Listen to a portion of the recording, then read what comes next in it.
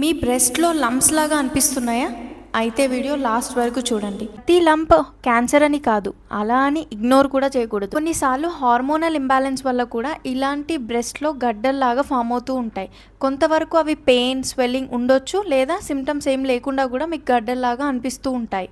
Especially stress, PCOS, unhealthy life style, poor sleep ఇలా ఉన్న వాళ్ళలో హార్మోన్స్ డైరెక్ట్గా ఎఫెక్ట్ అయ్యి తర్వాత మన బ్రెస్ట్లో ఇలాంటి చేంజెస్ వస్తూ ఉంటాయి. ఇలాంటి లంప్ అయినా ఫస్ట్ మీరు సెల్ఫ్గా అబ్జర్వ్ చేసుకోవాలి.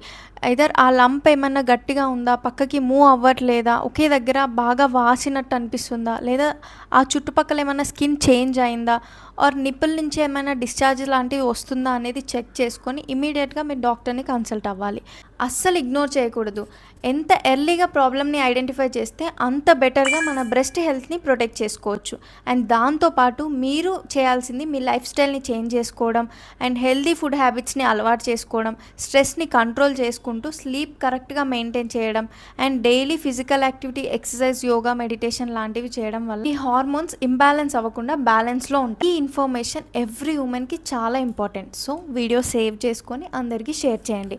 అండ్ రిమెంబర్, అవేర్నెస్ క్రియేట్ చేయడం మనందరి రెస్పాన్సిబిలిటీ. అండ్ ఇలాంటి వీడియోస్ కోసం నన్ను ఫాలో చేయండి. Thank you.